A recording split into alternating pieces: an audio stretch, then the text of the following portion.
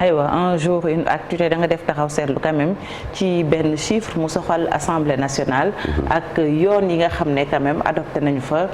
beneen doxalin bu bees. c'est ça beneen doxalin bu bees plus précisément ci nombre de députés yi donc bi mooy. juróom-ñaareel donc loolu waral tey ñu taxaw ci chiffre bi di juróom-ñaar donc. réforme bi ñu annoncé code électoral bi dana tax ba assemblée nationale nar a connaître une hausse. de son nombre d'élus pour la 7e fois donc nombre de députés daal di varier au cours de l'histoire politique du Sénégal indépendant à partir de 1960 ñu gis ne nombre de députés yu ñu amoon juróom-ñett fukk ñoo fi nekkoon donc jamono jooju en 1978 effectif bi daal di jàll ba téeméeri députés et puis 1983 ñu am téeméer ak ñaar fukk députés yuy siéger Assemblée nationale en 1998 nouvelle réforme on passe à 140 députés et puis en 2001 nombre bi daal di wàññeeku quand même gulet ñu gisoon loolu mu atteindre 120 députés comme en 1983 et puis en 2007 ñu daal di jàllaat ca téeméer ak juróom fukk députés ca Assemblée nationale et puis depuis le référendum de 2016 165 députés la ñuy compter ca biir Assemblée nationale donc 15 députés de la diaspora soxna Fatick. donc mën nañoo wax je pense que tudd nga nombre de députés yu ñu am actuellement et puis bu ñu jógee ci législative yi également ci ñaata la ñuy dem. voilà bu ñu jógee ci législative yi ñu ngi ko doon wax démb on passera de 165 à 172 députés. maa ngi ko doon wax tamit sànq soit 7 de plus que l'actuelle législature. ñuy fàttali que Kër Massar moom mi ñu érigé en 46e département moom moo impacté boobu les décisions donc Kër Massar nar a am ñaari députés de même que Thiès et Mbour benn siège la ñuy nar a affecté waa Bunkiling ak un à Médina Yoro Fula par contre Pikine moom dañuy nar a wàññi nombre de députés yu muy am un de moins à l'Assemblée nationale noonu lay nar a demee soxna Fatick. aywa loi bi moom lan la ci wax. alors lu ci loi bi wax surtout code électoral article L151 donc ne dans chaque département juróom-ñaari député la ñuy élire bu ci nekk au plus ak benn député au moins donc nombre de députés à élire ci chaque département dañ koy déterminer par décret en tenant compte importance démographique ñaata nit ñoo nekk ci boobu les diwaan respectifs donc de chaque département et puis toutefois le maximum ne peut être atteint que lorsque le quotient national le permet département yi nga xamante ne seen population toll na wala ëpp na 170 000 habitants ñoom au moins ñaari sièges la ñuy obtenir loolu donc di article L151 bu code électoral et puis démb en conseil de ministres ñu daal di adopté benn projet de loi bi nga xamante ne day modifier justement code électoral boobu pour ñu mën a fexe ba jàll ci boobu les décisions et puis d'ailleurs le ministre de l'intérieur Antoine Félix Diome d'ici peu inchallah dina yàgg ca hémicycle bi pour ñu voter projet de loi boobu noonu donc ca biir hémicycle boobu noonu moom naka la ñuy élire député yi c'est l'autre question qu'on se pose élection à scrutin mixte la benn nombre majoritaire de députés ñoom dañ leen di élire au scrutin uninominal majoritaire à un tour nombre minoritaire de députés yi ñoom dañ leen di élire au scrutin proportionnel plurinominal jusque là ñu amoon juróom-ñeent fukk députés yi nga xamante ne dañ leen éliroon au scrutin majoritaire ak 60 au scrutin proportionnel ñuy fàttali que am na itam benn loi sur la parité il faut pas l'oublier bi ñu voté en 2010 bi garantir benn nombre plus ou moins égal de femmes et d'hommes à l'Assemblée nationale ay liste de candidats tamit ak suppléants yu ñu nar a alterner les candidats de l'un ou l'autre sexe donc dans le cas où un seul siège est à pourvoir dans la circonscription titulaire bi ak suppléant bi ñoom obligatoirement dañuy góor ak jigéen lay doon donc ñuy fàttali que dernière élection de député bu amoon c'était le 30 juillet 2017 et ai-je besoin de le rappeler la prochaine aura lieu le 31 juillet 2022 soxna Fatick. aywa dernière question benn rappel historique rek ci Assemblée nationale. à l'Assemblée nationale donc bi nga xamante ne moom mooy organe législatif bu Sénégal ñu koy institué par la loi numéro 6044 du 20 août 1960 muy occupé donc le bâtiment situé sur la place Soweto bi nga xamante ni au préalable accueilliroon na yeneen institution donc ñu daal di koy inauguré le 22 novembre 1956 boobu les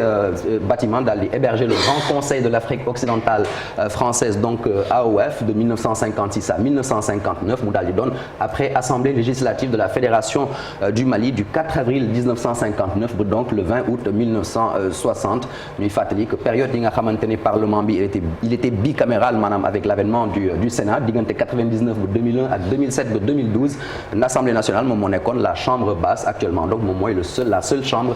du Parlement et puis 11 présidents se sont succédés au perchoir de l'Assemblée nationale dont l'actuel Moustapha Niasse. Merci beaucoup Marcel pour ce petit rappel historique. Chérif.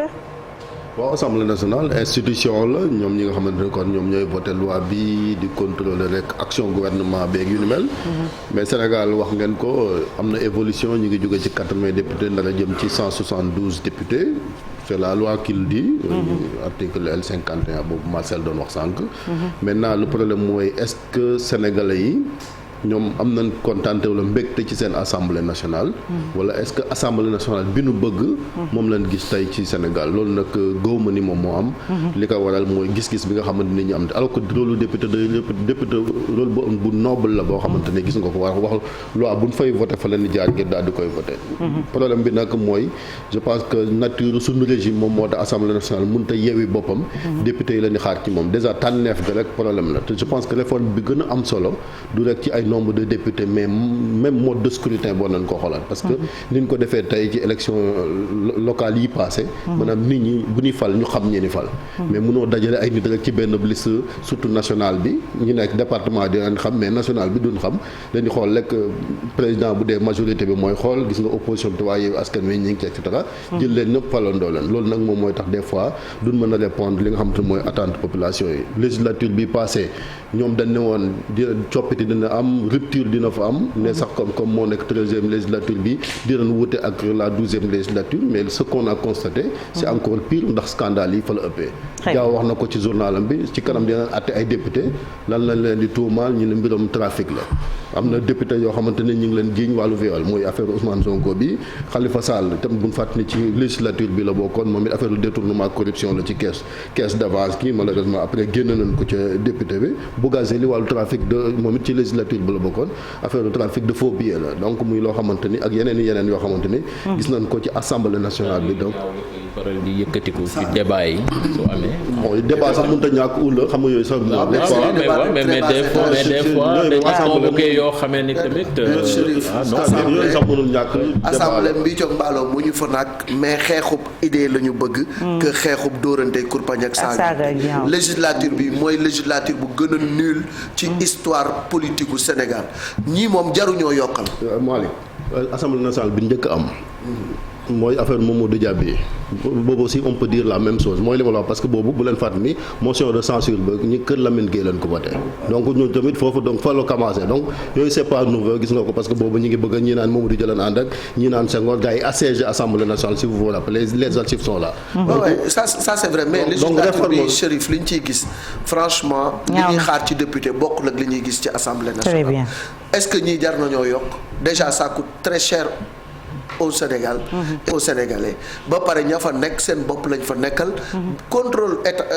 l'action gouvernementale lañ la wax mais ñoom la majorité mécanique toujours moom mooy kii loi bu mënti ñëw même bu arrangé wul askan wi dañ koy voté boole ci nag wuru ci yeeg càcc geeg lu nekk ñu dugg ci il faut des réformes ça je suis d'accord avec toi il faut des réformes il faut que le profil du député soit revu. Très bien lim bi amul ci solo li am solo mooy réforme yi ñu def ko ak qualité bi nit ñi yokkal ñoo xam ne c'est des spécialistes de l'absentéisme tamit ña fay nekk suñuy voté loi yi bari wuñu je pense que le débat s'impose foog ñoom ñu wone lu mérité lu tax nit ñi jox gëdd bi war assemblée nationale la loi reste la loi mais cette loi doit être revue et corrigée. Très bien au moment où ñenn ci askan wi Malick yaa ngi koy wax ñu ngi dund wereyaan quand même ndax jamono ju métti 7 heures jot na ba tegal fanweeri simili ak ñett ca diwaanu Ndulo ma nga nekk ca Bawol.